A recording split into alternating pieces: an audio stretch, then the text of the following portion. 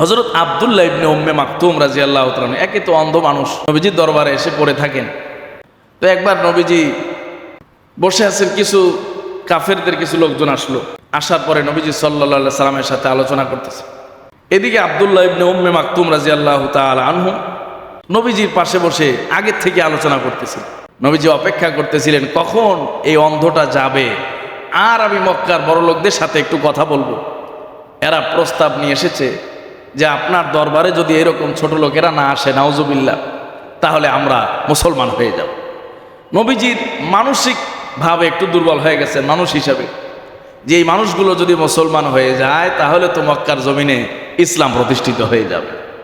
তো আল্লাহ সুবহানাহু ওয়া তাআলার হাবিবের দিলটা একটু নরম হয়ে গেছে, মনে মনে চাচ্ছিলেন যে অন্ধটা যায় না কেন, একটু বিরক্ত হয়ে গেছে। আল্লাহ সুবহানাহু ওয়া তাআলা কোরআনের আয়াত নাজিল করে দিলেন, আবাসা ওয়া তাওয়াল্লা আন জাআহুল আ'মা ওয়া মা ইউদরিকা লাআল্লাহু ইয়াযাক্কা। আল্লাহ পাক রব্বুল আলামিন জানালেন, পয়গম্বর আপনি যাদের আশায় যেই মানুষটার প্রতি বিরক্ত হচ্ছেন, যার প্রতি আপনি ভ্রুকঞ্চন করছেন, অনেকটা বিরক্তি ভাব এসে গেছে, মানুষটা এখান থেকে যায় না কেন, কিন্তু এরকম মক্কার শত শত লিডার কাফেরের চাইতে আমার কাছে একজন অন্ধ মানুষের মর্যাদা অনেক বেশি। সুবহানাল্লাহ। কারণ যেই মানুষগুলোর চোখ আছে, দুনিয়ায় তাদের খ্যাতি আছে, দুনিয়ায় তাদের অর্থবিত্ত আছে, কিন্তু ঈমান নাই। আল্লাহর কাছে একজন ঈমানদারের দাম হলো পুরা পৃথিবীর চাইতেও বেশি। কিন্তু হাজার হাজার কাফের মুশরিকের কোনো মূল্য আল্লাহর কাছে নাই। আল্লাহ সুবহানাহু ওয়া তাআলার হাবিবকে সতর্ক করলেন, হাবিব এই যে একজন অন্ধ সাহাবী, অন্ধ মানুষ, সে যে হৃদয়, সে যে অন্তর নিয়ে আপনার কাছে এসেছে, তার অন্তরের যে ব্যাকুলতা, দিনের প্রতি যে দরদ, কোরআনের প্রতি যে আকর্ষণ, আপনার প্রতি যে আকর্ষণ, আপনার প্রতি যে ভালোবাসা, এই কাফেরদের অন্তরে এর বিন্দু পরিমাণও নাই। সুবহানাল্লাহ। নবীজিকে সতর্ক করলেন, আবাসা ওয়া তাওয়াল্লা আন জাআহুল আ'মা। তিনি ভ্রুকঞ্চন করতেছেন, বিরক্ত বোধ করতেছেন যে তার কাছে একজন অন্ধ এসেছে, অথচ এই অন্ধের হৃদয়টা আল্লাহ পাক উজালা করে দিয়েছেন। সুবহানাল্লাহ। তিনি ছিলেন হযরত আব্দুল্লাহ ইবনে উম্মে মাকতুম, নবীজির আরেকজন মুয়াজ্জিন, যিনি হযরত বেলালের অনুপস্থিতিতে মাঝে মধ্যে আজান দিতেন। সুবহানাল্লাহ। মদিনার মসজিদে নবীজির মেহরাবে দাঁড়িয়ে এই সাহাবী আজান দিতেন। চর্মচক্ষু ছিল না, কিন্তু আল্লাহ পাক অন্তরের চক্ষুটাকে উজালা করে দিয়েছিলেন, আলোকিত করে দিয়েছে। সম্মানিত ভাইয়েরা, এই জন্য অন্ধদেরকে আল্লাহ পাক এই মেধা, এই জ্ঞান, বুদ্ধি, অনেকেই বলেছেন যে চোখের গুনাহ, অন্ধরা চোখের গুনাহ করতে পারে না। কথা বলেন ঠিক কিনা?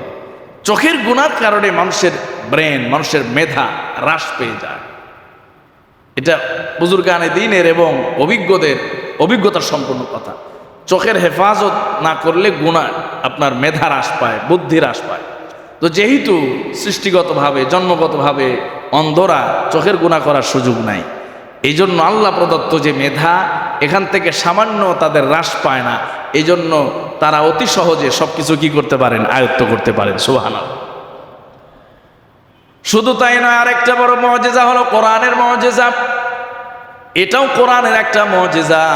এই পৃথিবীতে কত দামি দামি কিতাব আছে, কত গবেষণাধর্মী বই আছে, পুস্তক আছে, কিন্তু কোন কিতাবের একজন চক্ষুষ ব্যক্তিও হাফেজ পাওয়া যায় না, মুখস্থকারী পাওয়া যায় না। কিন্তু কোরআন এমন এক কিতাব, যেই কিতাবটা শুধুমাত্র যারা দেখে দেখে পড়ে তারাই হিফজ করে না, বরং যারা না দেখে না, চোখ অন্ধ, এমন মানুষের সংখ্যা অসংখ্য, অগণিত। সুবহানাল্লাহ।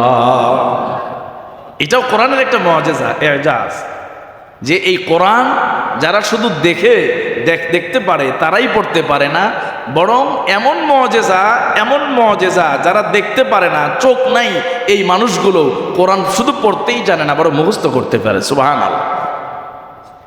যেই কোরআনকে অন্ধরাও মুখস্থ করতে পারে, দিলে ধারণ করতে পারে, সেই কোরআনকে যারা মিটিয়ে দিতে চায়, যারা দুনিয়া থেকে উঠিয়ে দিতে চায়, এদের চাইতে বোকা আর পৃথিবীতে কেউ হতে পারে না। ঠিক কি না?